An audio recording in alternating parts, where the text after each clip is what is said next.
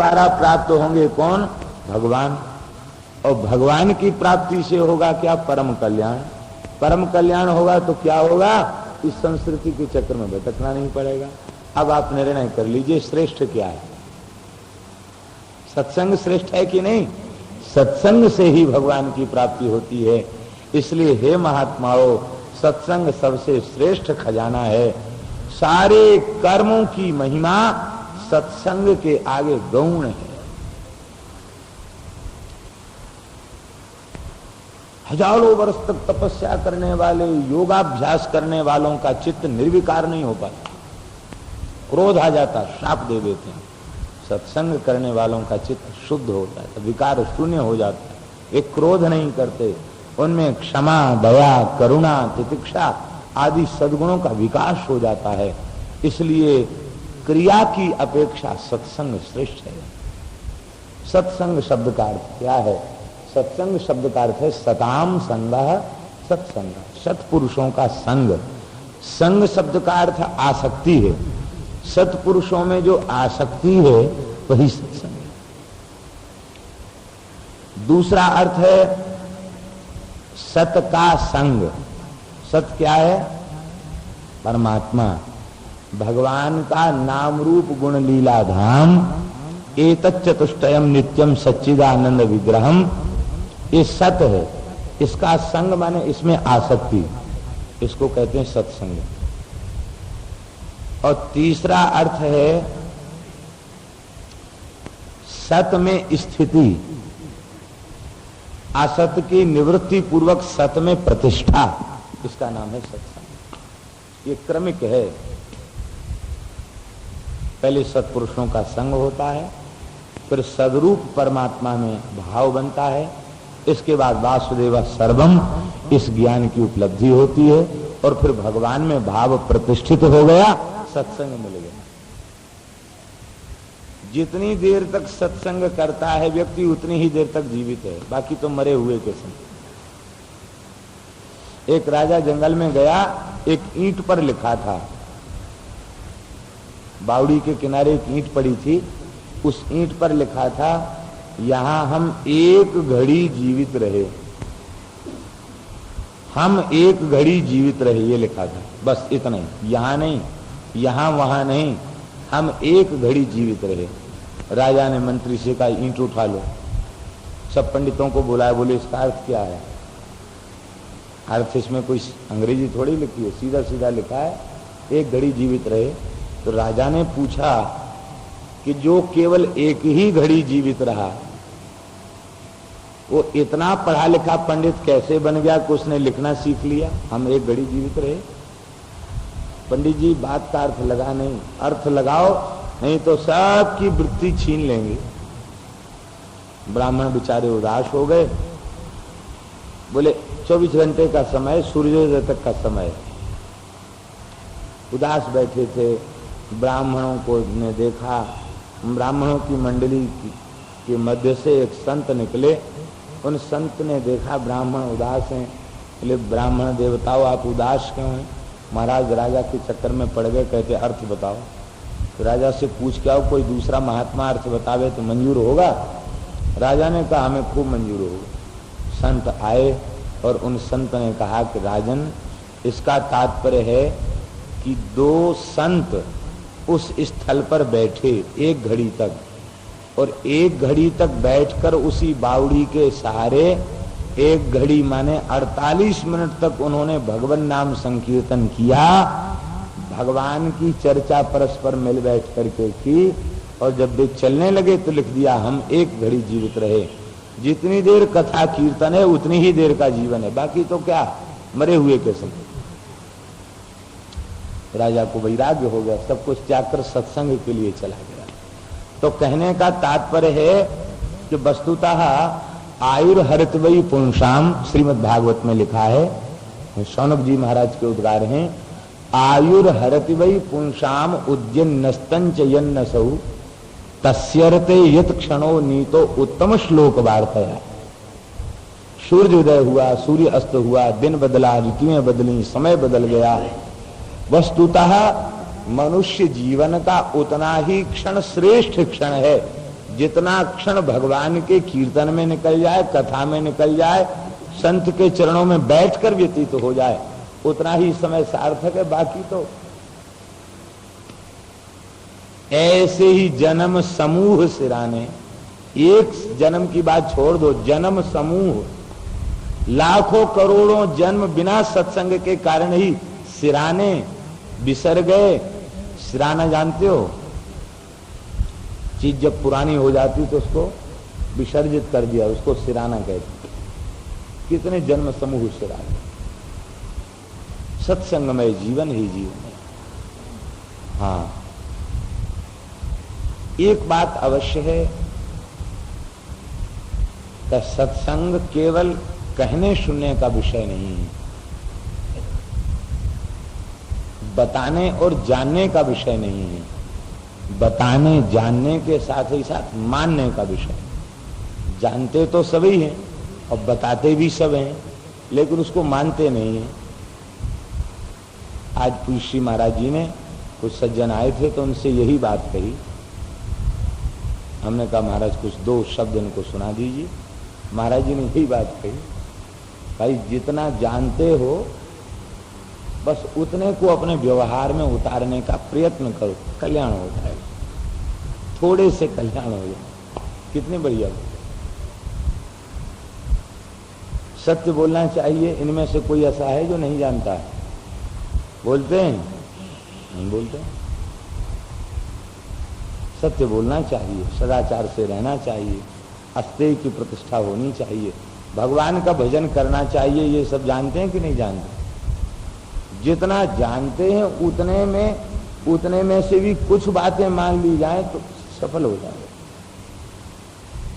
इसलिए सत्संग श्रवण करने के साथ ही साथ उसे स्वीकार करना, उसे मानना। आप कहेंगे कि मान लो हमारी ऐसी स्थिति नहीं बन पाई है कि हम सब बात मान सकें, कुछ तो मानो। मान लो हम बिल्कुल भी नहीं मान सकते तो नहीं सुनना चाहिए क्या? फिर भी सुनना चाहिए। इसलिए सुनना चाहिए कि हम मान नहीं पाए हैं तो कभी न कभी मान जाएंगे। सही बात, सच्ची बात को बार बार सुनकर कभी न कभी मानना पड़ेगा। झूठी बात लाख बार मनाने के बाद भी एक दिन समझ में आ जाएगी कि झूठ है, उसे छोड़ना पड़ेगा। और सच्ची बात एक बार, दो बार, तीन बार, 50 बार, 100 बार, 1000 बार समझ में नहीं आएगी। जब समझ में आ जाएगी तो ये बात सच्ची है, बस स्थिति हो जाएगी उसमें। इसलिए श्रवण का सबसे बड़ा लाभ है कि श्रवण से सबसे पहले रुचि जागृत तो हो गई, भगवत विषय के प्रति आदर तो हो गया। इसलिए यमराज ने भी कहा कि आश्चर्यो वक्ता, वो भगवान ने भी इस बात को गीता में स्वीकार किया कि अध्यात्म के विषय का जानकार भी आश्चर्य है और उसको सुनने वाला भी आश्चर्य है। इसलिए सुनना और समझना ये भी कोई हल्की बात नहीं है, ये भी बहुत अच्छी बात है। देहली दीप का न्याय से जो बात बार बार वाणी से कही जा रही है, कभी कभी न कभी उसका प्रकाश जब भीतर फैल जाएगा, कल्याण हो जाएगा। इसलिए किसी भी स्थिति में हो सत्संग करो। सत्संग मार्जनी है, सोहिनी है, बुहारू है। इसे झाड़ू लगाया जाए, झाड़ू। ये हॉल चारों ओर से खुला है, भले चारों ओर से खुला है, लेकिन रोज झाड़ू लगाई जाए 2 बार 3 बार तो चमकता रहेगा। और आप अपने घर से चले गए कहीं तीर्थ यात्रा में और सब किवाड़ा बंद करके ताला लगा के आए, खिड़की, पर्दा, किवाड़ा सब लगा दिए। महीना 2 महीना के बाद गए, भीतर तमाम कचरा मिलता है। अब बताओ, सारी खिड़कियां बंद थी, पर्दा लगे थे, कचरा कहां से आया? इसका मतलब है कि खिड़की बंद होने पर भी कचरा आ जाता है, रहता ही है कचरा। इसी प्रकार से जिन लोगों के इंद्रिय गोलक खुले हुए हैं और विषय का कचरा भीतर गिर रहा है, वे सत्संग की सोहनी से उसे स्वच्छ करें तो भले ही कचरा गिरता रहे, सत्संग की झाड़ू से स्वच्छ करते रहें तो चित्त पवित्र रहेगा। और जिन लोगों ने अपनी खिड़कियां दरवाजे बंद करके समाधि लगा ली है, वे भी सत्संग न करें तो भी उनके भीतर कोई ना कोई कचरा आ जाएगा। इसलिए साधक को भी सत्संग अनिवार्य है और सिद्ध को भी सत्संग अनिवार्य है। बाहर का कचरा नहीं है, भीतर का कचरा तो है। बाहर का कचरा कमरे में नहीं आए, लेकिन भीतर की वस्तुओं का तो कचरा हो गया, उसे तो झाड़ना पड़ेगा। भीतर का कचरा न जाने कितने जन्मों का भरा हुआ है। इसलिए ये कचरा साफ होगा नित्य सत्संग से, नित्य सत्संग। और वो सत्संग नित्य हो, नागा न हो। नित्य सत्संग कैसे होगा? आप कहेंगे हम तो अयोध्या वृंदावन गए हैं, हमारा तो थोड़ी दिन का सत्संग, रोज कैसे हो? आजकल भगवान की कृपा से सब पढ़े लिखे हैं, ग्रंथ देखो और एक कोई व्यक्ति पढ़ करके सुनावे, बाकी लोग श्रद्धा पूर्वक बैठ जाएं, श्रवण करें और फिर कीर्तन हो जाए भगवान के नाम, तो बस हो गया सत्संग। घंटा आधा घंटे का हो गया सत्संग। कुछ भी न हो तो केवल कीर्तन कर लो सत्संग। रामचरितमानस का आप पाठ कर रहे हैं तो गोस्वामी जी से सत्संग कर रहे हैं। भक्तमाल पढ़ रहे हैं तो नाभाजी से सत्संग चल रहा है। आप जिस संत की वाणी पढ़ रहे हैं उस संत का सत्संग। भागवत पढ़ रहे हैं तो आपका सुखदेव जी से सत्संग हो रहा है। उन्हीं के विचारों का तो हम मंथन कर रहे हैं, उन्हीं के विचारों को तो हम कह सुन रहे हैं। सुखदेव जी से सत्संग। हाँ, एक सावधानी सत्संग के लिए है कि ऐसे लोगों की बातें नहीं सुननी चाहिए। वे भले ही सत्संग का दावा करते हों, जिनके पास बैठने से नाम में अरुचि हो जाए, भजन में अरुचि हो जाए, सत्संग में अरुचि हो जाए, संत गौ ब्राह्मण के प्रति श्रद्धा न रहे, भगवत विग्रह के प्रति श्रद्धा न रहे, ऐसे लोगों का सत्संग नहीं करना चाहिए। वो सत्संग नहीं है, वो घोर कुसंग है। वस्तुतः शास्त्र का जो आर्ष ग्रंथ, शास्त्रों में भी तमाम पुस्तकें छप गई हैं जिनका कोई ठिकाना नहीं है। आर्ष ग्रंथ जो संत वैदिक सनातन संस्कृति को मानने वाले हैं, उनके सद्विचारों का हम आदर करें। सत्संग सेव नाम, सत्संग सबसे बड़ा खजाना है। इसलिए हे भगवान, आप कृपा करके हमें सत्संग प्रदान करें। सत्संग की जब महिमा श्रवण किया तो नवयोगीश्वर प्रसन्न हो गए और उन 9 योगीश्वरों में से सबसे बड़े हैं कवि महाराज। कवि महाराज ने कहना प्रारंभ किया। कवि ने भागवत धर्म की परिभाषा बताई। भागवत धर्म की परिभाषा कौन बताएगा? जो कवि होगा सो बताएगा। कवि शब्द का अर्थ क्या होता है? तुकबंदी करने वाला। कहीं का ईंट कहीं का रोड़ा, भानवती से कुनबा जोड़ा, वो कवि नहीं। कवि शब्द का अर्थ होता है विवेकी। विवेकी कौन है? सत और असत का विचार करने वाला, सद असद का विवेक करने वाली बुद्धि जिसको प्राप्त हो चुकी है। और केवल विचार नहीं, असत के त्याग के पूर्वक सत रूप परमात्मा में प्रतिष्ठा भाव, उसको कहेंगे कवि। असत का त्याग करके जो सत में प्रतिष्ठित हो जाए उसे कवि कहेंगे। तो जिसकी सत क्या है? सत है भागवत धर्म, भगवान, भगवान का संबंधी धर्म और भगवान के भक्त, ये सब सत की परिधि में।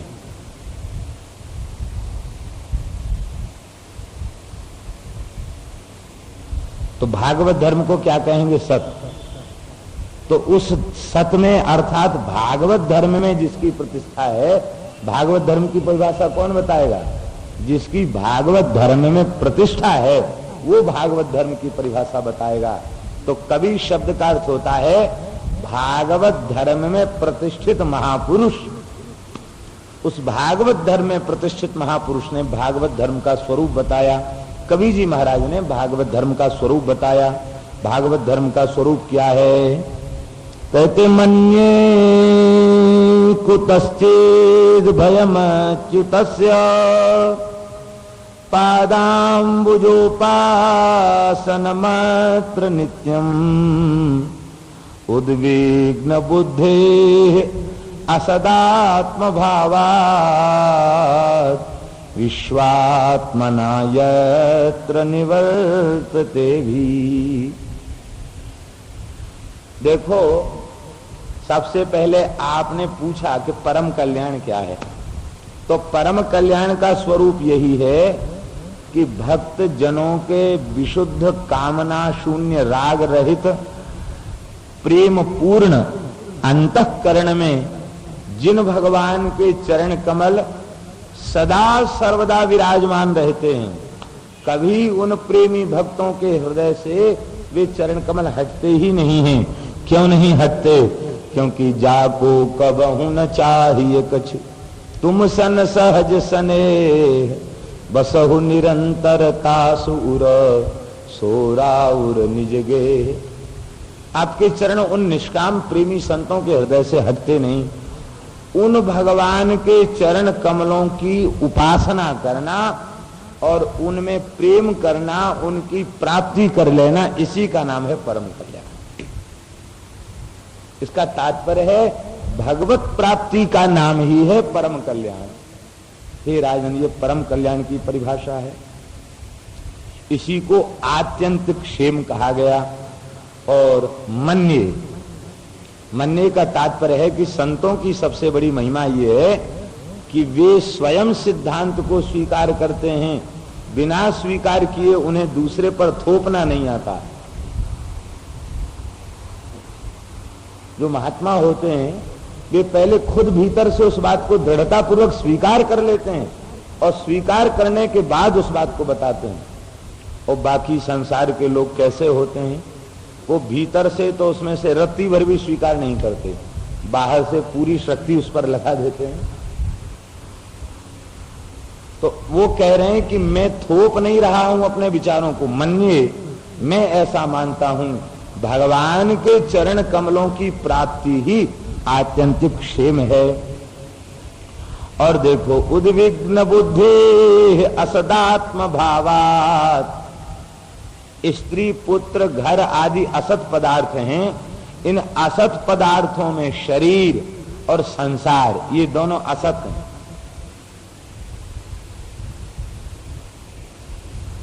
इन दोनों में जब आत्मबुद्धि उत्पन्न हो जाती है तो उसी कारण से चित्त उद्विग्न रहता है। और जब ये बात समझ में आ जाती कि भगवान के अतिरिक्त सब अनात्मा हैं, और अनात्मा से हमारा कोई संबंध नहीं, क्योंकि हम आत्मस्वरूप हैं, हम सत्ता मात्र हैं। हम सत्ता मात्र नहीं, हम सत्ता हैं। इस बात की जब अनुभूति हो जाती है, अपने आप सारे विकार निवृत्त हो जाते हैं। इसलिए देखो माता जी, हे निमि महाराज, अहमता और ममता यही चित्त को उद्विग्न करते हैं। और जब तक ये अहमता ममता चित्त में रहती है, तब तक बुद्धि सदा उद्विग्न बनी रहती है। और जो हम तुम्हें बता रहे हैं भागवत धर्म, जिसका तात्पर्य अनन्य भाव से श्री हरि के चरण कमलों की उपासना है, बस उन भगवान के दृढ़ संबंध को स्वीकार करते ही समस्त प्रकार के भयों से सदा सर्वदा के लिए निवृत्ति हो जाए। संसार से संबंध हमारा पहले भी नहीं था, आज भी नहीं है, आगे भी नहीं रहेगा। इस शरीर के ग्रहण के पूर्व जो शरीर हमें मिला था, किसी प्रांत में, किसी जिले में, किसी गांव में, किसी जाति में हमारा जन्म हुआ था, वो शरीर जब नष्ट हो गया तो वो परिवार रहा? तो नहीं रहा, वो सब बदल गया। फिर ये शरीर जहां पैदा हुआ वहां का संसार हो गया। ये रहेगा? नहीं रहेगा। लाखों करोड़ों जन्मों के परिवार जब नहीं रहे तो ये परिवार कैसे रहेगा? ये भी खत्म हो जाएगा। इसे छोड़ना पड़ेगा, छोड़ना पड़ेगा। इसमें बहुत भारी हानि है, छोड़ दो, इसमें लाभ है। संसार से संबंध छोड़ते ही भगवान में दृढ़ संबंध हो जाएगा। छोड़ने का तात्पर्य ये नहीं है कि संसार को त्याग कर कहां जाओगे। एक बार याज्ञवल्क्य जी का सत्संग सुन के जनक जी को बड़ा वैराग्य हो गया, उदास बैठे थे।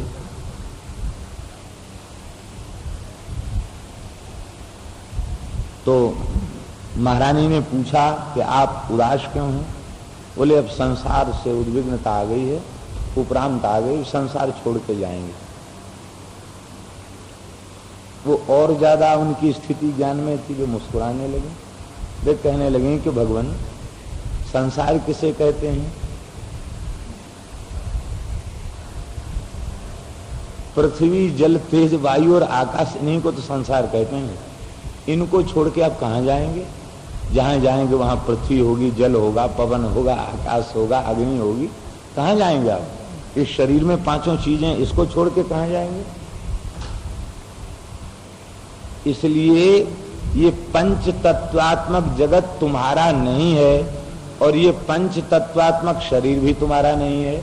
इस बात को मान लो तो चाहे घर में रहो चाहे वन में रहो, एक जैसी बात है। हमारी ये समझ में नहीं आ रहा है कि आप संसार कैसे छोड़ेंगे, क्या छोड़ेंगे संसार में, और फिर कहां रहेंगे। इतनी बात सुनते ही जनक जी बोले कि बस अब मिल गई बात, समझ में आ गई। भीतर से निवृत्त हो गए, भीतर से निवृत्त। उसी दिन छोड़ दिया शरीर और संसार में ममत्व, और जब शरीर और संसार में ममत्व छोड़ दिया तो वे घर में रहकर विदेह हो गए। भोग जोग मही राख्यो गोई, राम बिलोकत प्रगट्यु सोई। इसलिए छोड़ने का तात्पर्य है, चाहे गृहस्थ हो अथवा विरक्त हो, छोड़ने का तात्पर्य हृदय से अनासक्त हो जाना, बिल्कुल अनासक्त हो जाना। अनासक्त का मतलब ये नहीं कि बोलना नहीं, व्यवहार मत करना, खूब व्यवहार करो संसार में। भीतर से यह बात समझ के रखो, हम संसार के नहीं, हम केवल भगवान के। बस दुख नहीं होगा, भय नहीं होगा, उद्विग्नता नहीं होगी। तो भगवान के संबंध को दृढ़ता पूर्वक स्वीकार कर लेना। हे निमि महाराज, इसी को कहते हैं भागवत धर्म। भगवता प्रोक्ता भागवता, यह उपाय भगवान के द्वारा ही कहे गए हैं। भगवता प्रोक्ता भागवता, भगवान के द्वारा कहे गए जो उपाय हैं, किस लिए? आत्मलब्ध है। आत्मलब्ध है माने श्री कृष्ण प्राप्त्यर्थम। ये उपाया भगवता प्रोक्ता ते एव भागवता। अपनी प्राप्ति के लिए भगवान ने जो सरलतम उपाय बताए हैं, उन्हीं उपायों का नाम है भागवत धर्म। इन भागवत धर्मों का श्रद्धा पूर्वक अनुष्ठान करने से कहते अंजह, अंजह माने अत्यंत सरल उपाय से, और वह भगवान को प्राप्त कर लेता है। इन भगवान के बताए हुए भागवत धर्म के नियमों का श्रद्धा पूर्वक श्रवण करे तो बड़ी सरलता से भगवत प्राप्ति हो जाती है। और हे राजन जनक महाराज, निमि महाराज, भागवत धर्म की सबसे बड़ी विशेषता क्या है? कहते इस धर्म का आश्रय लेने वाले का पतन नहीं होता, गिरता ही नहीं। यान आस्थाय, इन भागवत धर्मों में आस्थित होकर के, स्थित होकर के, हे राजन, वह कभी विघ्नों से पीड़ित नहीं होता, उसके ऊपर विपत्तियां नहीं आती, विक्षेप नहीं आते। अब तो वह धावन दौड़ के चला जाए, क्योंकि ज्ञान पंथ कृपाण के धारा जैसी तो है नहीं, तलवार की धार हो, तलवार की धार पर तो कोई नट ही चल सकता है। तलवार छोड़ दो। अभी जमुना जी में पीपों का पुल बह गया, थोड़ा सा जल बढ़ गया, गाटर फंसे हुए हैं, तो लोग उन गाटरों पर चढ़कर चले जाते। लेकिन कोई हमसे कहे कि आप गाटर पर चढ़ के जाओ, तो हमें तो अभ्यास नहीं है, ये सब उठपटांग काम कभी किए नहीं, तो कोई कहे कि गाटर पर पैर रख के, इतना चौड़ा गाटर है, गाटर पर पैर रख के चले जाओ, हम नहीं जा सकते, क्योंकि ऐसे मार्ग पर कभी चलने का अभ्यास नहीं रहा। ये भागवत धर्म का मार्ग राजमार्ग है। इस राजमार्ग पर कोई गड्ढा नहीं है, कोई ऊंचा नीचा नहीं है। इस मार्ग पर चले तो धावन दौड़ के चले, निमील्यवा नेत्रे, आंख बंद करके चले। न स्खलेत न पतेदिह, ना तो स्खलन है और ना ही पतन है। कोई दुर्घटना नहीं है इस मार्ग में। क्यों? बोले इसलिए दुर्घटना नहीं है कि दुर्घटना प्रायः तब होती है जब इधर से वाहन जा रहा है और उधर से वाहन आ रहा, आमने सामने की भिड़ंत हो गई, ये दुर्घटना ज्यादा खतरनाक होती। और एक तरफ से ही जा रहे हैं तो दुर्घटना की संभावना कम होती। उसका कारण है कि भगवत प्राप्ति का पथ तो है, वहां से लौटकर आने वाला कोई नहीं है। भगवान के चरणों में जाने वाले लोग तो हैं, जा रहे हैं, लेकिन वहां से लौट के कोई आने वाला नहीं, इसलिए तो सामने की भिड़ंत नहीं होती, टक्कर नहीं होती। ये लाभ है। दूसरा लाभ क्या है? कई बार ऐसा होता है कि आगे पीछे वाहन में भी टक्कर लग जाती है। अब बड़े 4 लाइन वाले रोड हैं, उन पर भी टक्कर नहीं होती क्या? उन पर भी टक्कर हो जाती। फिर भी यहां टक्कर नहीं होती। क्यों टक्कर नहीं होती? बोले इसलिए टक्कर नहीं होती कि यहां प्रत्येक व्यक्ति के लिए स्वतंत्र रोड बनाया हुआ है। श्रवण भक्ति वालों का मार्ग अलग है, कीर्तन भक्ति वालों का मार्ग अलग है, पूजा भक्ति वालों का मार्ग अलग है, बंधन भक्ति वालों का मार्ग अलग है। सबके अलग अलग मार्ग हैं और उन मार्गों पर उनकी सबकी गति निर्धारित है। अपनी अपनी गति में सब चलें तो टक्कर नहीं होगी। तो यहां सबका परस्पर भारी सौहार्द है, बड़ी भारी अतिशय प्रीति है और सब प्रेम पूर्वक संसार से अनासक्त होकर भगवान की ओर चल रहे हैं। इसलिए इसमें किसी का किसी से कलह नहीं है, किसी की किसी से टकराहट नहीं है और कहीं चक्का जाम नहीं होता और कहीं ट्रैफिक बढ़ता नहीं है। सब सीधे ठीक जा रहे हैं। न स्खलेत न पतेदिह। मान लो कथनचित कोई सीधे सीधे रोड पर दौड़ता हुआ भी कभी न कभी फिसल के गिर जाता है, तो गिरता किस लिए है? बोले गिरता है तेजी से भागने के लिए। देखो गिर जाता है कोई तो वहां खड़ा नहीं होता है, वो भागता है वहां से। इस मार्ग पर कथनचित कोई फिसल के गिर जाए तो वो गिरना नहीं है, वो अधिक शक्ति से आगे जाने के लिए थोड़ी देर के लिए नीचे गिरा है। आप बताइए, भरत जी महाराज की मृग में आसक्ति हुई, कहां गिरे? मृग शरीर से भी भजन किया, जड़भरत रूप से भी भजन किया और अंत में ठाकुर जी को प्राप्त हो गए, गिरे नहीं। यही भागवत धर्म की बात है। हे निमि जी, यदि हम सरल शब्दों में, ये तो भागवत धर्म के मार्ग की महिमा है। अब भागवत धर्म का संक्षिप्त स्वरूप क्या है? बोले भागवत धर्म का संक्षिप्त स्वरूप यही है, कायेन वाचा मन से इंद्रियैर्वा बुद्ध्यात्मना वानुसृत स्वभावात् करोति यद यत् सकलम परस्मै नारायणायेति समर्पयेत् तत्। भागवत धर्म का सरलतम स्वरूप यही है, परिभाषा यही है भागवत धर्म की। क्या कहते? कायेन। कायेन का अर्थ है शरीरेण। इंद्रियों से क्यों नहीं कहा, काय से क्यों कहा? इसलिए कहा कि इंद्रियाश्रयो कायः, इंद्रियों का आश्रय भूत जो है उसे काय कहते हैं। तो कायेन का अर्थ है केवल इंद्रियों से नहीं, रोम रोम से भगवान की उपासना करें। केवल बहिरिंद्रिय कर्मेंद्रिय ज्ञानेंद्रिय से नहीं, रोम रोम से भगवान के पास, मन से, बुद्धि से, चित्त से, क्रिया से। करोति यद्यत सकलम वाचा मनसा इंद्रिय ही, इंद्रियों से। और जब मन वाणी इंद्रियां ले ली तो कायन क्यों कहा? कहते कायन का अर्थात शरीर की प्रत्येक चेष्टा भगवत प्रसन्नता के लिए, जिसको नारद जी ने भक्ति सूत्र में कहा तदर्पिता अखिलाचारिता, अखिलाचारिता स्पंदन भी हो तो भगवान की खुशी के लिए, अपने निमित्त कुछ भी न हो।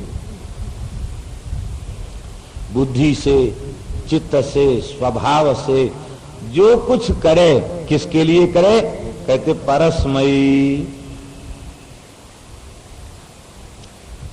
भगवान के निमित्त करे, भगवान के लिए करे। नारायणाय ति समर्पये तत्, नारायण को समर्पित कर दे, मन से, बुद्धि से, स्वभाव से, अपने सर्वस्व का न्यौछावर कर दे। देखिए समर्पण की बहुत बड़ी महिमा है। हम ये स्वीकार कर लें, ये शरीर भगवान के समर्पित। गुरुजी ने संस्कार के समय चरणों में भगवान के डाल दिया था, ये शरीर समर्पित है। अब ये समर्पित शरीर किसका है? जब हमने भगवान को दे दिया तो किसका है? भगवान। इस शरीर से पाप होगा? नहीं होगा। समर्पित मन से विकारों का, विषयों का चिंतन होगा? नहीं होगा। समर्पित